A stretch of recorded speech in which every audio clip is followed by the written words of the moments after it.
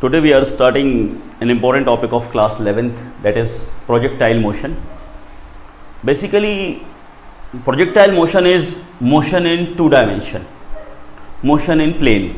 Okay, so generally its verbal meaning is motion of object under gravity, motion of any object under the effect of gravity, under the effect of gravity. Okay, motion of object under the effect of gravity is projectile motion. The most common type of motion that we see in projectile motion, that when we throw a ball in the air, when we play catch, so the ball move like this, the ball move like this. So this is the example of a projectile motion. This is the example of a projectile motion. In our course, we have one more type of motion of projectile, that when the ball is thrown from top of a terrace like this. This is known as horizontal projectile. Okay, this is projectile given angular projection. Now, the object which is thrown in air, suppose that is a ball. The object which is thrown in air is known as, projectile. The object is known as projectile and the motion is projectile motion. Now, the path of the object is known as trajectory of projectile. The path of the object is known as trajectory of projectile. So we have lot of examples from our daily life. When a javelin is thrown in the air, that type of motion is projectile motion. Javelin is projectile and the path is known as trajectory. When you throw ball in the air, first type, okay, and a bullet is fire, it also make a projectile motion under effect of gravity. When you hit the monkey directly, the bullet will come down, monkey will not be hit. Okay, other one, throwing water from the window of train, we see the path will be like this. Throwing object from the window of train, the path will be like that, moving train. So these all are lot of examples of projectile motion. So let's start the topic one by one. So the first topic is, when the projectile is given angular projection. Then the projectile is given angular projection. Projectile is given angular projection. Okay, this is the diagram. Suppose a ball is thrown and it is coming like this downward. This is y-axis, this is x-axis. Few things you have to remember which we will use while studying projectile. Now listen, look here. You have studied in vector. This is y-axis, this is x-axis. Okay. Now suppose this is r, then this base will be r cos theta and this perpendicular will be r sin theta. This is theta. This we will use in this concept. इसके अलावा we will use three equation of motion. V is equal to u plus at, S is equal to ut plus half at square and v square equal to u square plus 2as. These things we will use while doing the different derivations for projectile. Okay, so these are the basics. Can I rub? Okay. Now this projectile. Now we will study projectile motion in two dimension. One is along x-axis and other is along y-axis. So in this case, we'll have two different velocities. One in x direction, one in y direction, two acceleration, everything will be two. Displacement is along x-axis, it is along y-axis. We'll understand one by one.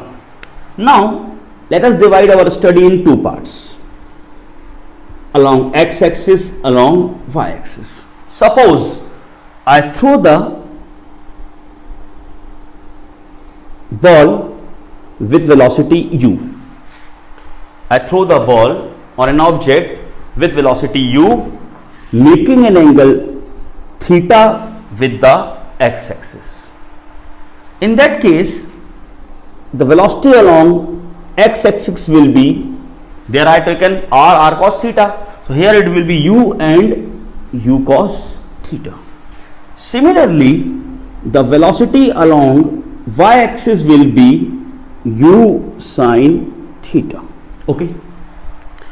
Few more things you have to remember while doing the derivations. First thing is, we will take air friction 0. We will take air friction 0. We will say that when we are throwing the ball, air friction is not affecting its motion. Second thing is, rotation and curvature of the earth is not affecting our motion. Rotation and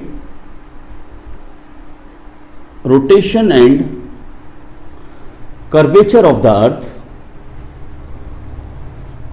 earth is not affecting our motion, not affecting the motion. This is the second assumption, the motion of projectile. Third, very important, we'll assume the value of g, that is acceleration due to gravity. Acceleration due to gravity is constant throughout the motion, it is not changing. The value of g is constant throughout the motion, it is not changing. So you remember this point, you can also note down the point before starting the derivation. Okay. So these are the assumptions which we have to make while doing the derivation of projectile motion.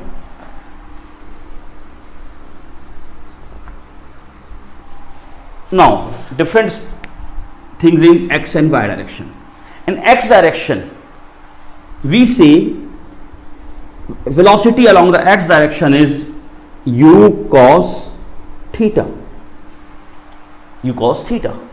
Now, where is g acting? In x direction or y direction? This is x, this is y. G is acting along y direction. So, g is what? Acceleration due to gravity.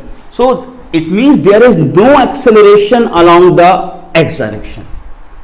So, acceleration along the x direction is 0, which means u cos theta will always remain constant. Acceleration is what? Rate of change of velocity. So, along the x direction, there is no acceleration. It means the velocity along the x direction is not changing. Now, coming to y direction, uy is equal to u sin theta. But we have thrown the ball up, but acceleration is also there. We will take that equal to minus g because it is acting downward. G is acting downward. Okay, g is acting downward. So minus g. The a is minus g means when we throw the ball, its velocity will goes on decreasing, and at the highest point the velocity will become 0. So we write Vy first decreases, then highest point it will become 0, then become 0, and then when it comes down it will again start increasing, then again increases. Okay, so the value of vertical velocity is continuously changing. Now you remember these things, these will help us while doing the derivation. Now there are three things we have to derive. One is time of flight. Time of flight is time taken by the body to complete the flight. From means, suppose this is point A, this is B, this is C. Time taken by body to move from A to C is known as time of flight. Yeah, time taken by body for its flight is known as time of flight. First copy all this. This will help us while doing the derivation. Now, time of flight. First topic is time of flight. Time taken by body for completing the flight is known as time of flight. It is denoted by capital T. Time of flight. Okay. So, for time of flight, we will consider vertical motion. We will consider motion along the y-axis. First, we will find from A to B. Let the time taken from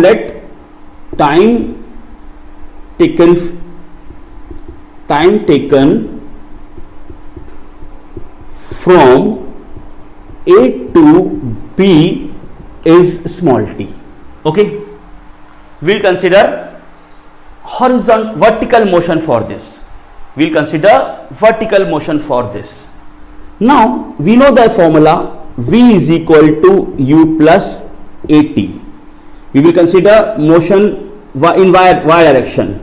We will consider motion in y direction for deriving time of flight. V is equal to U plus AT. So, Vy we can write Uy Ay into T. Now, what is the value of Vy? At point B, velocity becomes 0. At highest point, the velocity of body becomes 0. So, we will say Vy equal to 0. Uy is U sin theta. T we have to find out, and Ay, I told you earlier, Ay will be minus G, and it will be same because we have taken the assumptions. The value of G will be same throughout the motion. So, put these values in the formula. We get 0 is equal to U sin theta minus Gt. So, U sin theta equal to Gt. So, T is equal to U sin theta upon G. So, we have find the time from A to B. Now, total time, capital T will be double of this. The time how much it will take from A to B, same time it will take from B to C. So, it will be given 2 into U sin theta by G. So, capital T will be equal to 2U sin theta by G. This is the equation for time of flight. Please note it down.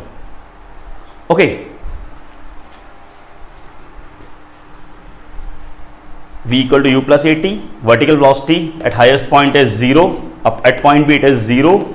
Initial velocity Uy is U sin theta. T is time we have taken out. A is minus G. Put in the equation, we get this, and then half time is T, total time is 2T. So, 2 into U sin theta by G. This is the expression for time of flight. The second expression which we will derive will be maximum height. Now, we will find the maximum height of the projectile. Maximum height means the height up to which the projectile will go when it is thrown. This h is known as maximum height, and at highest point we know very well final velocity, vertical velocity is 0. Horizontal is there, that's why it is moving forward, but final velocity is 0. Both are acting like this. Okay, so again v square equal to u square plus 2as. At highest point velocity is 0 vertical motion में, u is u sin theta whole square. In the place of g, a we will take minus g. In the place of s, we will take h. So we will get u square sine square theta equal to 2gh. So h equal to u square sine square theta upon 2g. This is the expression for maximum height of projectile. So today we are ending the lecture here only. In the next class we will be continuing with more derivations of projectile motion. Thank you students. Take care. Study well.